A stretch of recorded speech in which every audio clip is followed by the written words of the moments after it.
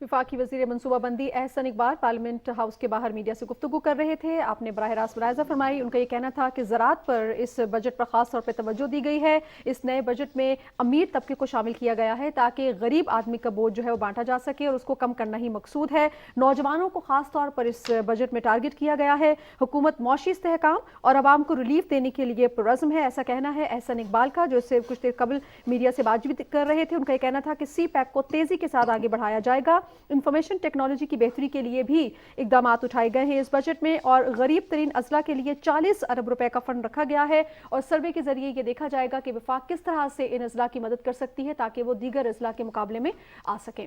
जी बिल्कुल, हुकूमत ने सरकारी मुलाजमीन की तनख्वाहों में 15% जो है वो इजाफा किया है। पेंशनर्स की पेंशन में 5% इजाफा किया गया है, क्योंकि नाज़िया जैसे कि हमारे नाज़रीन जानते हैं कि वज़ीर आज़म शहबाज शरीफ ने जिस दिन बाकायदा अपने ओहदे का हलफ लिया था, या जिस दिन जो है वो बाकायदा इलेक्ट हुए थे, उसी दिन उन्होंने बाकायदा जो है वो 10% इजाफे का ऐलान किया था। तो इस तरह दोनों में, यानी सरकारी मुलाजमीन और जो तनख्वाहदार तबका है उसमें, और पेंशनर्स की तनख्वाहों में, ये पेंशनर्स की पेंशन में 15% इजाफे का ऐलान कर दिया गया। और साथ साथ जो एडहॉक रिलीफ अलाउंसेस जितने पिछले सालों में मिले वो भी जम कर दिए गए हैं। नदीम रऊफ साहब हमारे साथ मौजूद हैं। इनसे पहले भी हम बात कर रहे थे, सदर Rawalpindi chamber of commerce industry हैं। अस्सलाम वालेकुम नदीम रऊफ साहब, माजरत खां है वो, चूँकि बराह रास्त ट्रांसमिशन चल रही है, तो वज़ीर इत्तलात और नशरियात गुफ्तगू कर रही थी, उसके बाद एहसन इकबाल साहब ने गुफ्तगू की पोस्ट बजट किस हवाले से। ज़रा शेयर कीजिएगा, आप जैसे कैरी ऑन कीजिएगा कि किस तरह से ये बजट जो है वो बेहतर परफॉर्म कर सकता है आने वाले मालियाती साल में।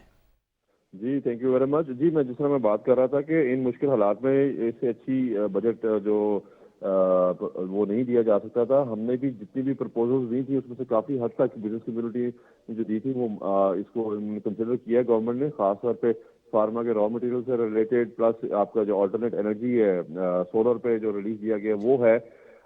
इसके अलावा जो एक फिक्स टैक्स मुतारफ कराया गया है एक छोटे बिजनेसमैन पे, this is also very good initiative.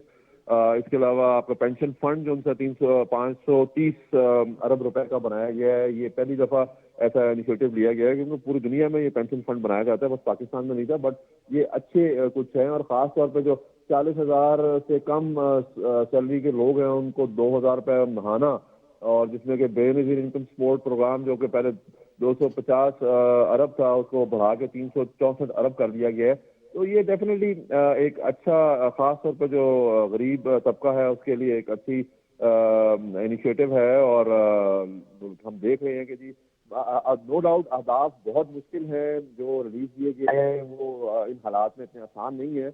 But ये है कि गवर्नमेंट की एक विश और विल नजर आई है कि हम उम्मीद करते हैं कि ये अहदाफ पूरे भी किए जाए। हाँ, इसमें काफ़ी सारी ऐसी चीज़ें हैं जो कि स्टिल डिबेटेबल है, या जिनके क्लैरिफिकेशन रिक्वायर्ड है गवर्नमेंट के साथ।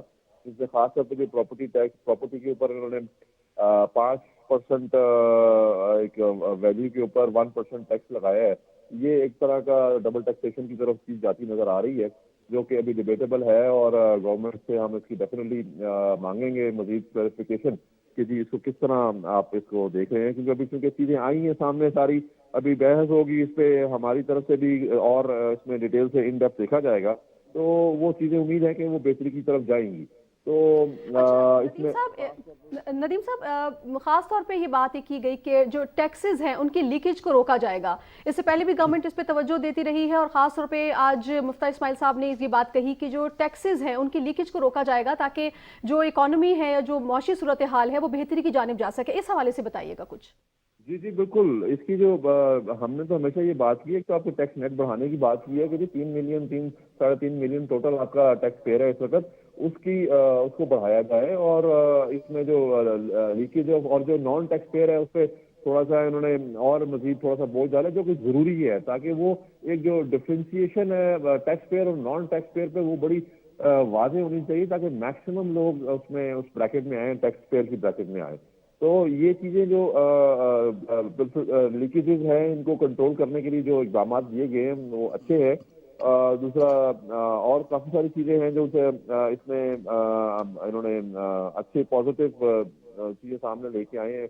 جو کہ امید ہے کہ جی بہت شکریہ ندیم رؤف صاحب ہمارے ساتھ موجود تھے، صدر راولپنڈی چیمبر آف کامرس، اور بڑی ڈیٹیل سے ہمیں اس بجٹ کے حوالے سے اپنی رائے دے رہے تھے۔ جی رضوان۔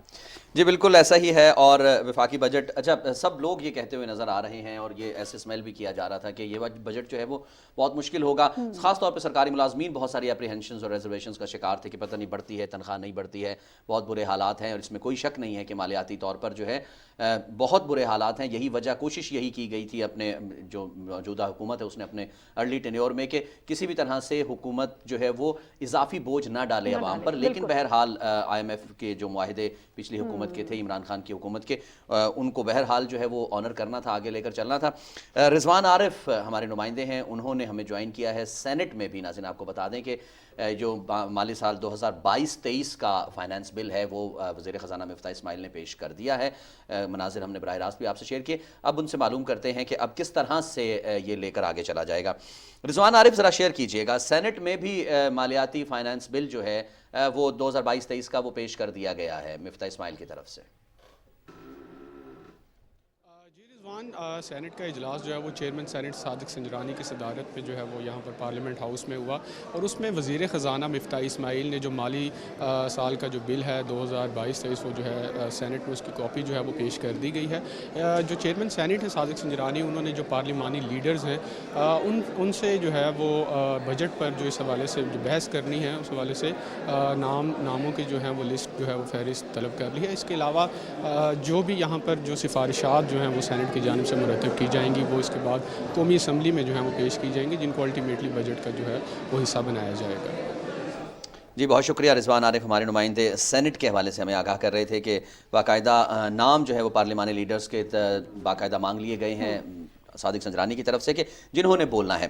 اچھا ناظرین آپ سے یہ شیئر کر لیں کہ تقریباً 9,500 ارب روپے کا، یعنی 9,502 ارب روپے کا وفاقی بجٹ جو ہے وہ پیش کر دیا گیا ہے مالیاتی سال 2022-23 کے لیے، یعنی جو 1 جولائی سے اگلا مالیاتی سال شروع ہوگا اگلے 30 جون 2023 تک، اس کا بل جو ہے وہ پیش کر دیا گیا ہے۔ مفتاح اسماعیل نے بل پیش کیا، بہت یہ باتیں چل رہی تھیں کہ کس طرح سے اس کو مینج کیا جائے گا، لیکن اویلیبل ریسورسز میں جیسے کہ احسن اقبال صاحب نے بھی فرمایا، مریم اورنگزیب صاحبہ نے بھی فرمایا، اور ندیم رؤف صاحب اور جو دیگر جن سے ہماری بات ہوئی ہے، سب یہی کہتے نظر آئے ہیں کہ جو اویلیبل ریسورسز تھے اس میں بہت زیادہ بہترین بل جو ہے وہ پیش کرنے کی کوشش کی گئی ہے حکومت کی طرف سے، اور یہ جو اگلا مالیاتی سال ہے یہ ڈیفینیٹلی اچھا پرفارم کرتا ہوا ہمیں نظر آ رہا ہے۔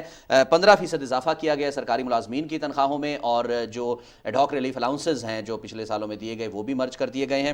اس کے ساتھ ساتھ زراعت پر زیرو ٹیکس جو ہے وہ دیا گیا ہے، زرعی آلات کی جو درآمد ہوگی جو باہر سے امپورٹ کیا جائے گا اس پر زیرو ٹیکس ہے، فارما انڈسٹری جو ہے اس کو جو ہے وہ ٹیکس سے استثنا دیا گیا ہے۔ اس کے ساتھ ساتھ اور بہت سارے ایسے اقدامات ہیں جو کہ بنیادی جو ریلیف زمرے میں آتے ہیں۔ رضوان ہم کہیں مس نہ کریں، فلم اور ثقافت کے حوالے سے اکثر ان کو شکایت رہتی تھی کہ خاطر خواہ جو ہے ان کے لیے اقدامات نہیں کیے جاتے، لیکن ہم دیکھ رہے ہیں کہ اس بجٹ میں اس کو کمپلیٹ ٹیکس فری قرار دے دیا گیا ہے، اور تاریخ میں یہ پہلا ایسا بجٹ ہے جو اس میں اس طرح کے اقدامات جو ہے وہ لیے گئے ہیں جو کہ قابل ستائش بھی ہیں۔